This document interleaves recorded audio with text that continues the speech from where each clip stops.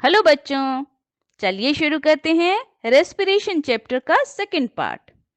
अभी तक हमने देखा जब ब्रीदिंग प्रोसेस से ली गई ऑक्सीजन सेल्स में जाती हैं तो वहां जमा फूड जो कि ग्लूकोज के रूप में होता है उसे एनर्जी में कन्वर्ट कर देती हैं और इसी प्रोसेस को हम बोलते हैं रेस्पिरेशन। इसी एनर्जी को हम रोज के कामों के लिए इस्तेमाल करते हैं। चलिए अब देखते हैं आगे। चलिए अब सांस लेने के प्रोसेस को समझते हैं। लेफ्ट साइड की पिक्चर पर ध्यान दें। सबसे पहले हम नाक से सांस अंदर लेते हैं यानी इनहेलेशन, जिससे ऑक्सीजन हमारी नेजल कैविटी में पहुंचती है, जैसा आप पिक्चर में देख रहे हैं।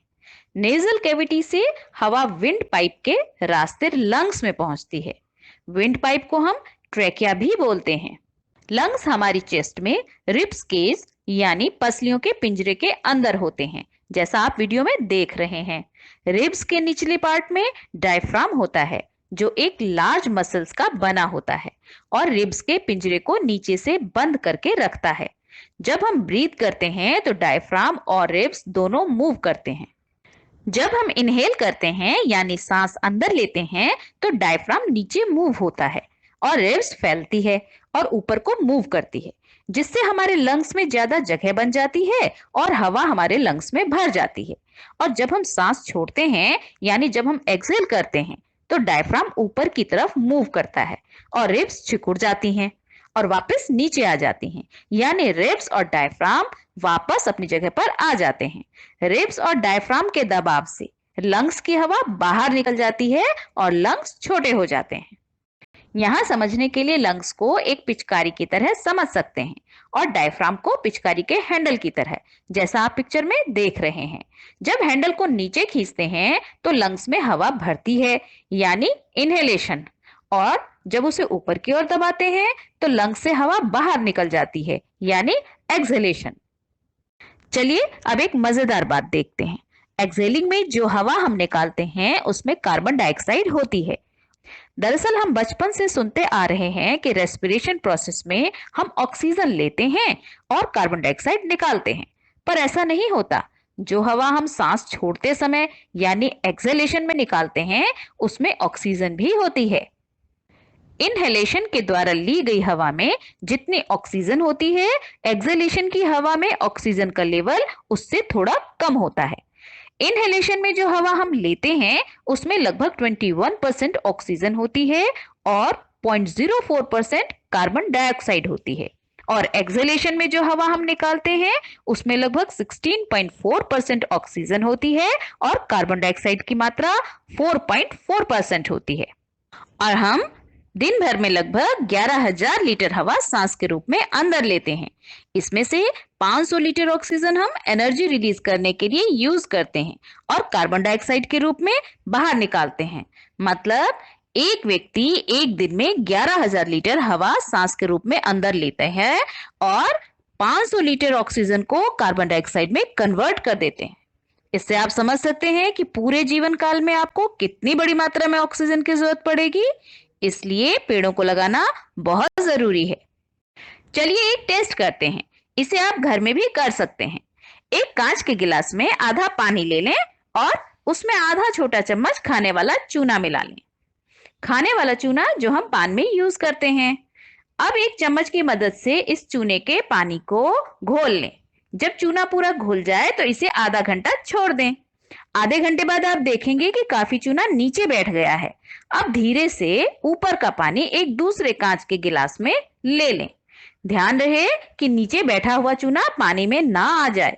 ये बन गया लाइम वाटर यानी चूने का पानी।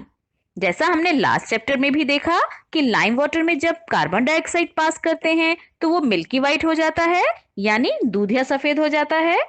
तो अब ये तो हम जानते ही हैं कि सांस जो हम छोड़ते हैं उसमें कार्बन डाइऑक्साइड होती है।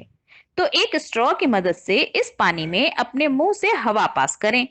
आपको हवा थोड़ी ज्यादा देर के लिए पास करनी पड़ेगी क्योंकि हमारी सांसों में जो हवा निकलती है उसमें सिर्फ 4% ही कार्बन डाइऑक्साइड होता है।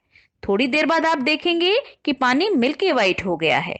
इससे ये पता चलता है कि एक्सहेलेशन में जो हवा हम निकालते हैं उसमें कार्बन डाइऑक्साइड होती है।